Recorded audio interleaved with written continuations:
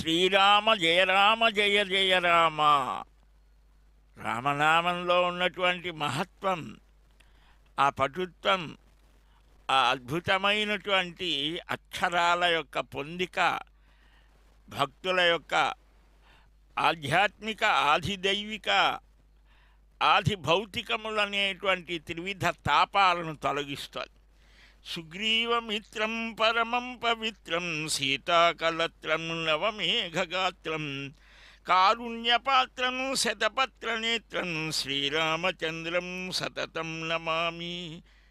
లక్ష్మీనివాసం జగతాం నివాసం లంకా వినాశం భువన ప్రకాశం భూదేవవాసం శరదిందుహాసం శ్రీరామచంద్రం సతతం నమామి అని ఆ రామచంద్రుని యొక్క దివ్య పాదపద్మాలను అయోధ్యాపుర నేతారం మిథిలాపుర నాయికాం రాఘవానాం అలంకారం వైదేహానాం అలంక్రియామని ఆ అద్భుతమైనటువంటి స్తోత్రాలు చేస్తారు రామభక్తులు. శ్రీనివాసునిలోనే రామదర్శనం చేసినటువంటి వాడు హతీరాం బావాజీ.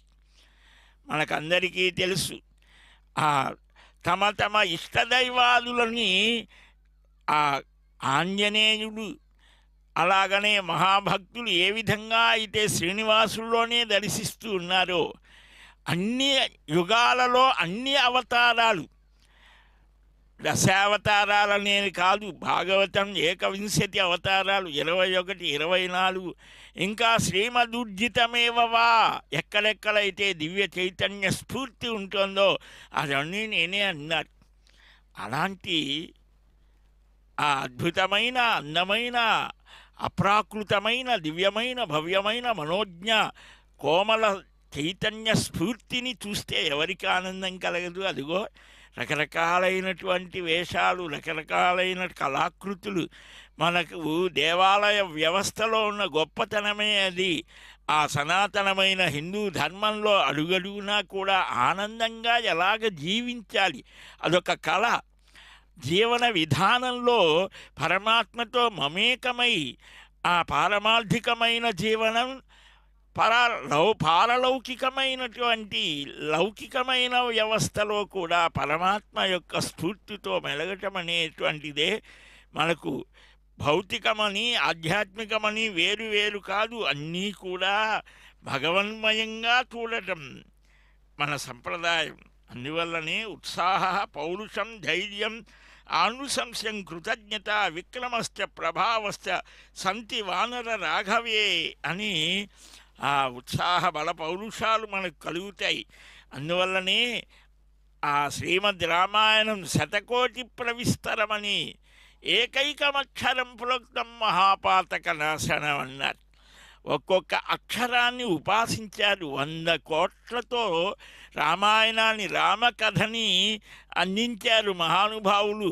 దానిలో 24,000 శ్లోకాలు ఎత్తి మనకు అనుగ్రహించాడు వాల్మీకి భగవానుడు.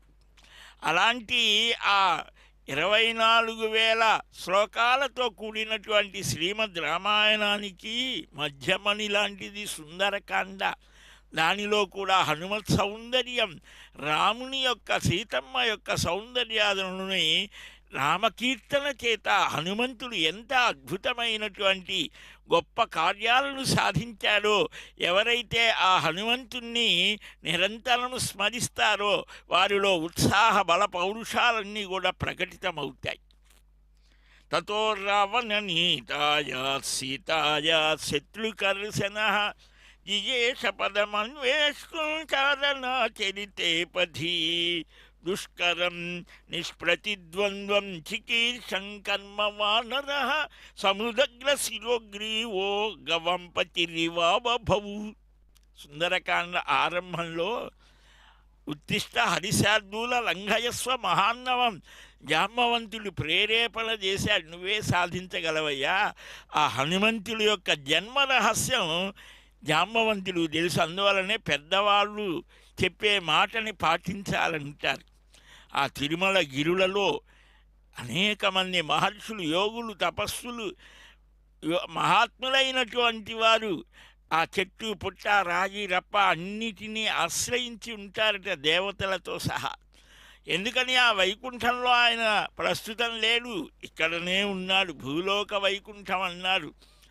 ఇది మనకు వెంకటాచల మాహాత్మ్యం చెప్తోంది. దేవతలంతా ఒకసారి వైకుంఠ ధామానికి వెళితే ఇక్కడ లేరయ్యా, భూలోకంలో అదేదో కొండ ఉన్నదిట, వెంకటాచల అక్కడికి పొమ్మన్నారు. అక్కడ పాలకులైనటువంటి వైకుంఠంలో సంచరించే పార్షదులు ఇక్కడికి వచ్చి వెతికారని వస్తోంది మనకు. అలాంటి దివ్యమైన భవ్యమైనటువంటి క్షేత్రం ఈ వెంకటాచలంలో హనుమంతుడు అవతరించినటువంటి స్థానం, ఆడుకున్నటువంటి స్థానం.